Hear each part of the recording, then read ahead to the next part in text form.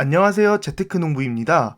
오늘은 시장 상황과 새롭게 나타난 악재를 분석해 보겠습니다. 또한 전기차 종목을 매수한 월가의 전설적인 인물과 애플의 전고점 180달러도 왜 싼 주가인지 그 이유를 말씀드리겠습니다. 바로 시작하겠습니다. 구독과 좋아요 부탁드립니다. 해당 영상은 개인적인 의견일 뿐 참고만 부탁드립니다. 금요일날 다들 기분이 좋으셨죠? 나스닥은 3.82% 오르며 2020년 11월 이후 최대 상승폭을 기록했습니다. 이제는 고점 대비 27% 하락한 상태입니다. 이번 주에 시장이 계속 안 좋았지만 결국 막판 상승으로 인해 그 갭을 거의 메꾼 듯합니다. 일주일 동안 주가 변화는 고작 1%만 하락했습니다. 금요일에는 빅테크 위주로 강한 매수세가 들어와서 시장을 상승시켰습니다. 헬스케어 업종만 약세를 보인 것을 확인할 수 있습니다. 공포지수를 확인해 보겠습니다.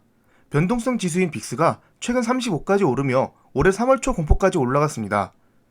저는 빅스가 33 정도였던 이번 주 수요일에 SVXY라는 종목을 매수했습니다. 이 종목은 지금 보이는 빅스가 하락하면 돈을 버는 종목인데요. 빅스 인버스지만 레버리지가 0.5배입니다. 빅스가 1% 내리면 SVXY는 0.5% 오르는 것이죠. 현재 기준으로 약 5% 정도의 수익을 보고 있는데요. 빅스는 박스 안에서 위아래로 움직이는 경향이 있기 때문입니다. 개인적으로 수요일날 어느 정도 공포가 극에 달했다고 판단했으며 한 번쯤 빅스 지수가 내려와 주지 않을까 싶어 단기 트레이딩 목적으로 매수했습니다. 현재 빅스 지수가 28.87인데 25 정도까지 내려오면 매도할 생각입니다. 오래 가지고 갈 생각은 없고 현금을 가지고 있는 것보다 높은 확률로 약간의 수익을 볼 수 있지 않을까 해서 들어갔습니다.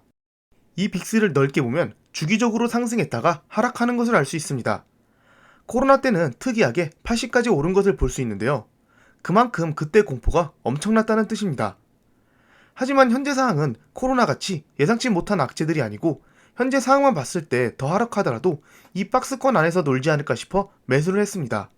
반대로 이 빅스 지표가 15 부근까지 온다면 빅스 연동 주식 상품을 매수하는 것도 나빠 보이지 않을 듯합니다. 그리고 이 지표만 보고 매수를 결정한 게 아닌 다른 지표를 하나 더 참고해서 매수했습니다. 또 다른 공포지수인 피어앤그리드였습니다. 최근에 보여드릴 때만 해도 6을 가리키고 있었는데 지금은 12까지 올라갔습니다. 아래 차트를 보면 빨간색 원 부분이 제가 앞서 보여드렸던 SVXY를 매수한 시점인데요. 영원한 공포도 없고 영원한 환호도 없기에 공포가 극에 달했다고 판단하여 매수를 한 것입니다. 앞날을 예측하는 것은 아무도 못하지만 과거의 경향성을 쭉 봤을 때 말씀드린 두 개 공포지수가 주기적으로 왔다 갔다 하는 것을 보고 투자를 결정한 것입니다. 저를 따라서 매수하다가는 큰 손해를 보실 수 있으니 이런 종목도 있구나 하고 참고만 부탁드립니다. 어쨌든 빅스는 많이 내려왔으나 피어앤그리드 수치는 아직도 높은 공포를 보여주고 있습니다. 그리고 좀 안 좋은 소식이 나왔는데요. 세계 2위 밀 생산국 인도가 밀 수출을 금지한다고 발표했습니다. 인도의 식량 확보를 위해 13일 밤부터 밀 수출을 금지한다고 하는데요. 이렇게 된다면 국제 밀가루 가격이 추가 인상되고 결국 소비자 물가가 오르게 됩니다. 아래 차트를 보시면 밀 가격이 2022년에 엄청나게 급등했는데요. 아무래도 세계 밀 생산의 30% 정도를 차지하는 러시아와 우크라이나 전쟁이 터지면서 밀 공급에 타격을 받았기 때문이죠. 인도는 밀 생산량을 계속 늘렸지만 최근 기록적인 폭염과 인플레이션 상승으로 인해 인도 물가를 안정화하고자 밀 수출을 금지시켰습니다. 이런 상황이 미국에 타격이 있을까요? 지금 보시는 자료는 2020년과 2021년 전 세계 옥수수 생산량과 수출량입니다. 빨간색 네모가 미국이며 미국은 전 세계 옥수수 생산량에서 36%를 차지하고 있고 수출량은 무려 40%입니다. 즉 자체적으로 보급률이 100%가 넘는다는 소리이죠. 실제로 미국의 식량 자급률은 125에서 150% 정도 됩니다. 시카고의 전 세계 곡물 가격과 농산품 가격을 결정하는 선물 시장이 있고 세계적인 곡물 회사인 카밀과 ADM 역시 미국 국적의 기업입니다. 이처럼 전 세계에 엄청난 양의 식량을 수출하는 나라이기에 인도 밀 수출 금지로 인해 타격을 받지는 않을 듯합니다. 하지만 이런 가정을 해볼 수도 있습니다. 최근에 인도네시아가 팜유 수출을 금지하면서 우리나라 식용유 가격이 오른다는 뉴스를 확인하신 적이 있으신가요? 결국 우리나라처럼 많은 부분을 수입하거나 식량을 자체 보급하기 힘든 나라들은 음식 비용이 올라가고 인플레이션이 심해질 것입니다. 그렇다면 미국은 괜찮지만 전 세계적으로 인플레이션이 가속화되는 현상이 나오면서 미국 또한 어떻게든 영향을 받을 것입니다. 이런 악재들이 생기면 안 좋은데 아직까지는 악재들이 생기고만 있지 사라지고 있지는 않기에 금요일 날의 반등이 진짜 반등이라고는 생각하기 어려울 듯합니다. 다만 중국 봉쇄가 이달 중순부터 조금씩 풀린다고 하니 공급망 문제는 조금씩 해결될 것으로 보입니다. 근데 이렇게 되면 중국 봉쇄 덕에 떨어진 유가가 다시 올라갈 수도 있습니다. 오른쪽은 유가 차트인데요.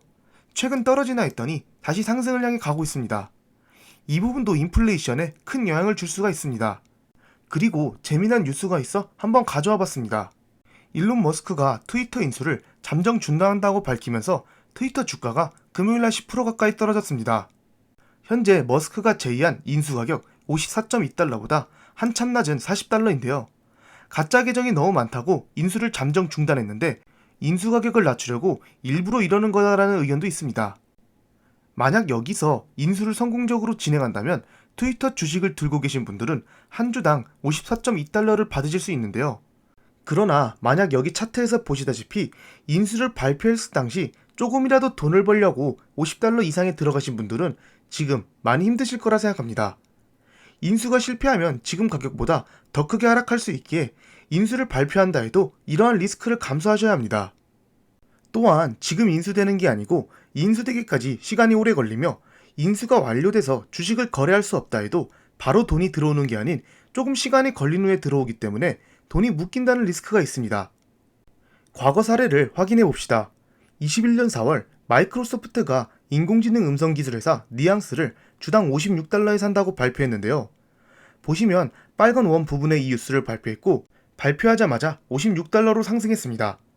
마소 같은 경우 반독점법에 워낙 강하기 때문에 니앙스 인수가 실패하지 않을 확률이 높았고 니앙스 자체가 그리 큰 기업은 아니기에 56달러 이하에 사면 무조건 돈을 벌 수 있는 상황이었습니다. 결국 그 이후에 계속 56달러에 머물러 있었고 인수를 완료했지만 작년 4월 1일부터 지금까지 돈이 묶인 거기 때문에 이러한 단점은 생각하셔야 합니다. 최근 마소와 블리자드 인수건도 트위터와 비슷합니다. 인수 가격은 95달러이지만 최근 가격은 77달러입니다. 지금 사면 무조건 18달러 버는 거 아니냐 하시겠지만 앞서 트위터 사례와 동일하게 마소가 인수를 취소할 수도 있습니다.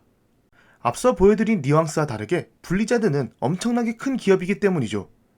즉 반독점법에 걸릴 확률이 있고 최근에 블리자드 실적까지 안 좋아졌기 때문에 인수 가격을 낮추는 거 아니냐라는 우려도 나오고 있습니다.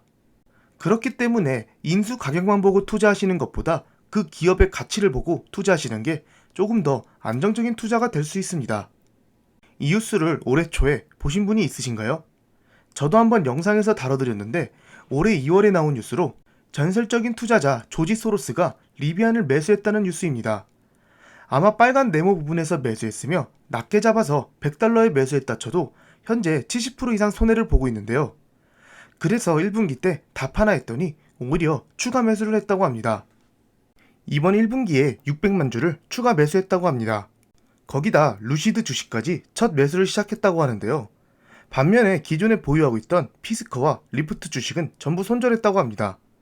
그러면 실제 매수 기록을 봐보겠습니다. 실제로 조지 소로스 펀드의 매매 기록을 보면 1분기에 가장 많이 매수한 종목이 리비안입니다. 그리고 포트폴리오에서도 리비안을 가장 많이 들고 있습니다. 좀 더 자세히 확인해 보겠습니다. 보면 콜 옵션으로 주식을 600만 주 산 것을 볼 수 있습니다. 작년 4분기 때 샀던 리비안은 가장 위에 있는 것을 볼 수 있습니다. 그 당시에 약 2천만 주 가까이 매수했습니다. 보시면 조금 특이한 게 1분기에 QQQ와 스파이 풋옵션을 늘렸습니다. 즉 지수가 더 크게 하락한다고 투자한 건데요.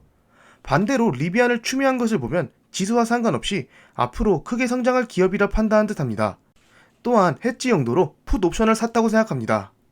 리비안 CEO는 올해 하반기에 공급망 문제가 해소돼서 더 많이 생산할 수 있다고 밝혔습니다. 소로스 매매 기록에서 루시드를 산 것을 확인할 수 있었는데요. 소로스 펀드 매니저 포트폴리오 중 비중은 66위로 그리 큰 비중은 아닙니다만 이렇게 전기차 비중을 높이는 것을 보면 조지 소로스가 전기차 미래를 좋게 보는 듯합니다. 과연 20세기 최고 펀드 매니저로 평가받는 조지 소로스의 안목이 성공할지는 두고 봐야 할 듯합니다. 참고로 워런 버핏의 동업자인 찰리 먼거는 작년에 알리바바를 좋게 보고 매수했다가 최근에 알리바바 절반을 손절했습니다. 이런 사람들이 산다고 따라 사시면 안 되고 왜 샀을까라고 생각하시면서 분석하시고 매매를 하셔야 합니다. 지금 보시는 차트는 기업의 주가와 EPS를 같이 표현한 그래프입니다. 파란색은 지금까지의 EPS였다면 초록색 선은 향후 12개월의 예상 EPS입니다. 주가만 보고 눈치채셨을 수도 있지만 위에는 애플, 아래는 마이크로소프트 주가입니다. 두 기업 모두 향후의 EPS가 계속 증가합니다. 애플과 마소 모두 고점에서 EPS를 비교해보면 거품이라고 생각할 수 있습니다. EPS와 크게 벌어져 있기 때문이죠. 하지만 미래를 봐봅시다. 애플의 고점과 마소의 고점을 보시면 12개월 뒤에 EPS와 겹치게 됩니다. 그렇다면 최근 두 회사의 고점이 12개월 뒤에도 거품일까요? 그때는 합당한 주가가 될 수 있습니다. 물론 좀 더 악재가 있어서 EPS보다 아래로 내려갈 수 있지만 과거를 쭉 봐오면 대부분의 주가는 EPS 위에 있었습니다. 그 말인즉슨 12개월 뒤에는 애플 전고점 180달러, 마소 전고점 340달러 그 이상으로 갈 확률이 높다는 말입니다. 우리는 계속 성장하는 좋은 기업을 고점에 사셨으면 매도하지 말고 분할 매수로 수량을 늘려가는 게 좋습니다. 다 팔고 저점에서 다시 잡는다는 것은 아무도 못하기에 그냥 꾸준히 분할 매수하는 것이죠. 이런 하락장은 좋은 주식을 더 싸게 살 수 있는 기회인 것입니다. 앞서 말씀드렸다시피 하락장을 버티고 좋은 수익을 보려면 장기적으로 투자하셔야 합니다. 이번 주에 애플이 장중에 139달러까지 갔습니다. 1년 뒤에도 139달러일까요? 아니면 더 아래에 있을까요? 위에 있을까요? 3년 뒤에는? 5년 뒤에는 주가가 어디에 있을까요? 1년 뒤에는 확신할 수 없으나 3년 뒤, 5년 뒤 시간이 갈수록 어디까지 주가가 갈지 대략적으로 보이지 않으시나요? 결국 시간을 투자하면 당연히 이기는 게임이기 때문에 그날그날 계좌에 찍히는 숫자를 보고 멘탈이 흔들리시면 안됩니다. 다음 주에도 계좌에 찍히는 숫자를 분석하시지 마시고 자신이 산 종목의 기업 가치를 분석하시면서 시장을 대응하셨으면 좋겠습니다. 오늘도 즐거운 하루 보내세요. 감사합니다. 절대 투자 추천 영상이 아닌 개인적인 의견이니 참고만 부탁드립니다. 지금까지 제 영상을 봐주셔서 감사합니다. 구독과 좋아요 부탁드립니다.